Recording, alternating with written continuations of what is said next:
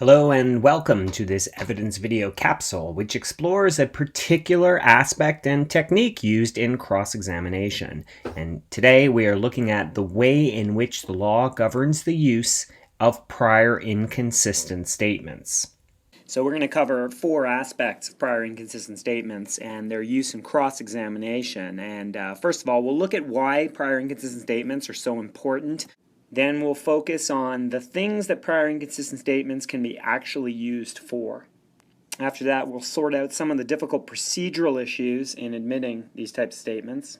And we'll finish off by looking at the way in which the law restricts the type of inconsistent statements that you can actually prove when you want to impeach the witness. So we'll leave that right to the end.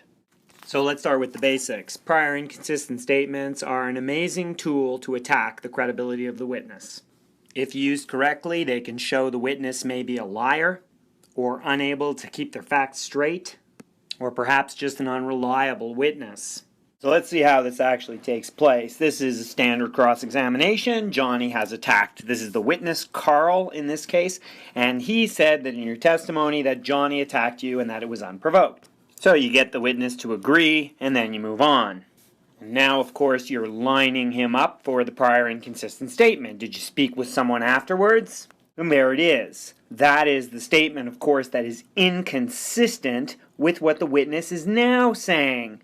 And let me stress that what comes next really doesn't matter. You've essentially set the witness up to show that there is something wrong with their testimony. The witness may try to minimize the statement. So maybe you follow up this way and the witness responds by trying to minimize, and you can have fun with that too.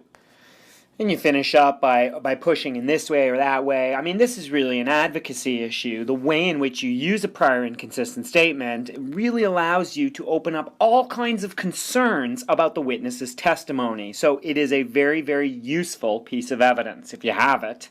So here are the basics of the inconsistency. You have the witness giving in-court testimony that looks like this. And you are now confronting them with their out-of-court testimony that looks like this.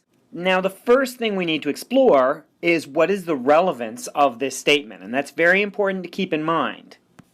There are two different chains of relevance that can be used to admit this evidence.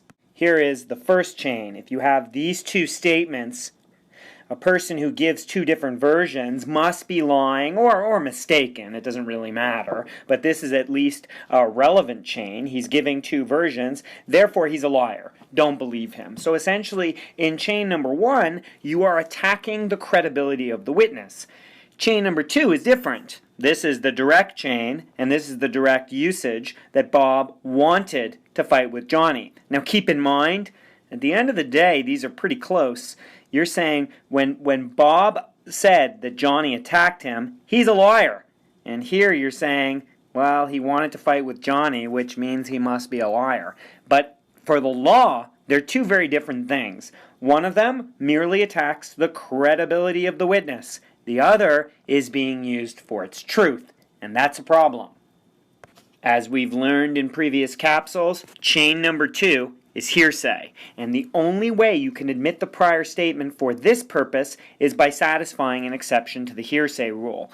Now let me say, most of the time, you don't need chain number two. Chain number one is perfectly good. If you are attacking an opposing witness who is giving testimony against your client, admitting the statement for its truth is sort of beside the point. You want to destroy their credibility and show that their version, which implicates your client, is not worth believing. So I'd say 95% of the time, you can easily get away with just using chain number one, and the prior inconsistent statement is clearly admissible on that basis. Now, using a prior inconsistent statement can be a little bit tricky, and you've got to be aware of the procedural framework that governs this type of evidence.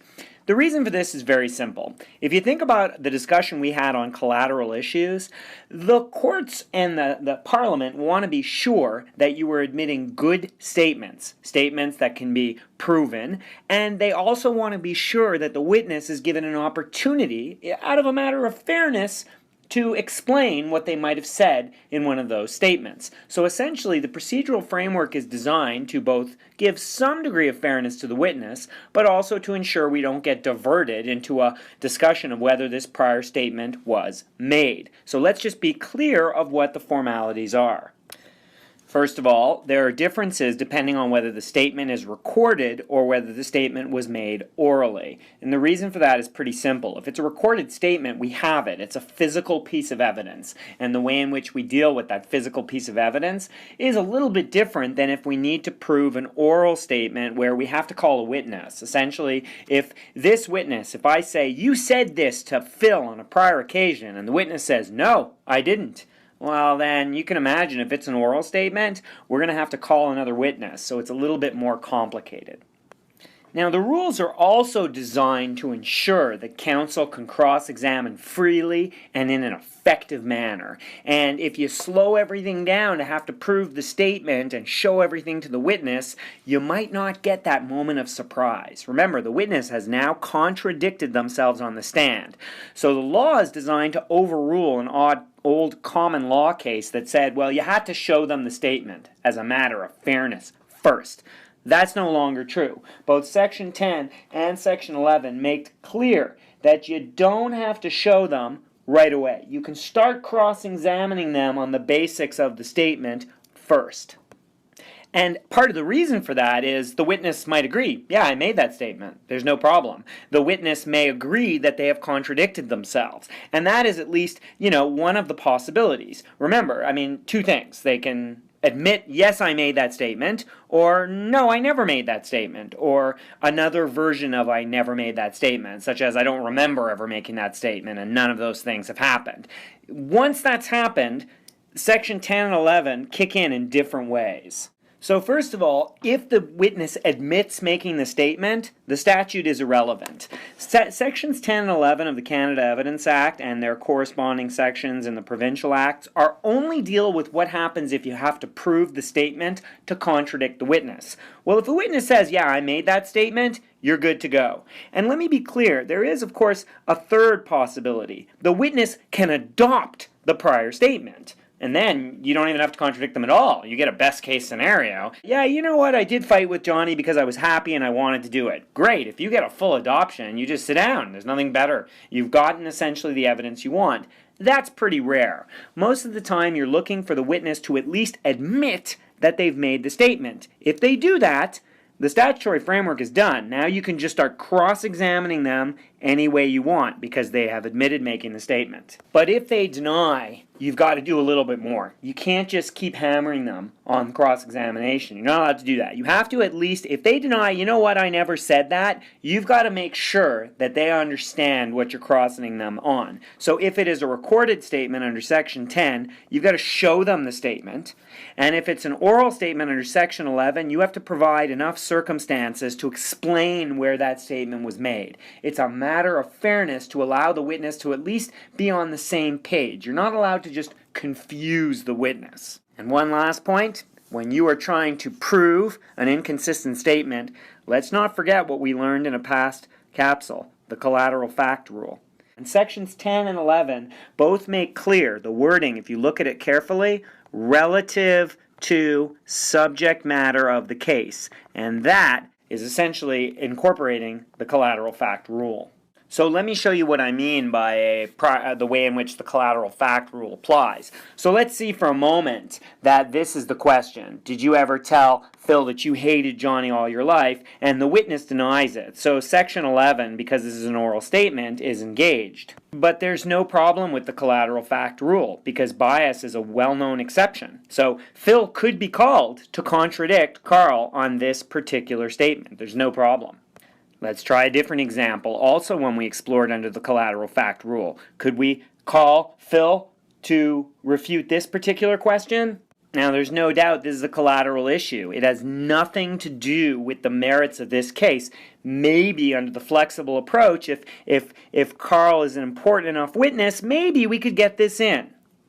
And to contrast this with a ridiculous example just for effect, I mean, if Phil ever said he stole chocolate and then he told Phil this and denies suddenly that, I mean, what difference does it make? It's collateral and it's completely unhelpful. So in this example, the questioning itself, assuming that the question itself is even proper, there's no way you could call Phil in rebuttal because it would not be relative to the subject matter of the case, even though it's technically a prior inconsistent statement.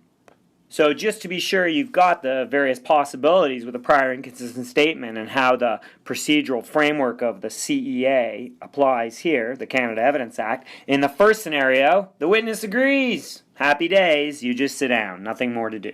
In scenario number 2, the witness has now agreed that they made the statement, which makes the Canada Evidence Act irrelevant. You don't have to prove the statement to contradict them. You can now just cross-examine away in the way that I showed you in an earlier series of slides, just to show that they're a liar or they're speaking out of both sides of their mouth. That's what you do at this point. It's only in scenario number 3 that the Canada Evidence Act becomes relevant. At this point, you've got to comply with Section 10 or 11, assuming it's an oral statement with Section 11, and at least provide some indication so that the witness can say, oh, wait a minute, I remember having a talk, but it didn't go like that. One thing to keep in mind, I've given you 3 possibilities. There is a 4th. The witness might say something along the lines of, yeah, I remember the conversation, but I never said it the way Phil is saying it. That makes no difference. That's still a prior inconsistent statement. If you want to call Phil to contradict what Carl is now saying, you're entitled to say so. Remember, you are alleging that there is another witness who will contradict, and the jury may believe that other witness more than this one. It's totally up to them to decide on which facts they wish to accept. So that about sums it up for the basic law on prior inconsistent statements. Now, using this type of evidence is an important part of how cross-examination can be used to undermine the credibility of opposing witnesses. To do it effectively, you've just got to be aware of some of the little technicalities that shape the way in which you can use this particular form of evidence. I hope this capsule was useful to you in understanding some of these technicalities, and have a great day. To learn more about this topic, you might want to check out my book, The Law of Witnesses and Evidence in Canada, published by Thomson Reuters. This book covers every topic involving the law of evidence and also how witnesses come before courts and tribunals in criminal, civil, and administrative proceedings. To learn more, you can check out my website at petersankoff.com.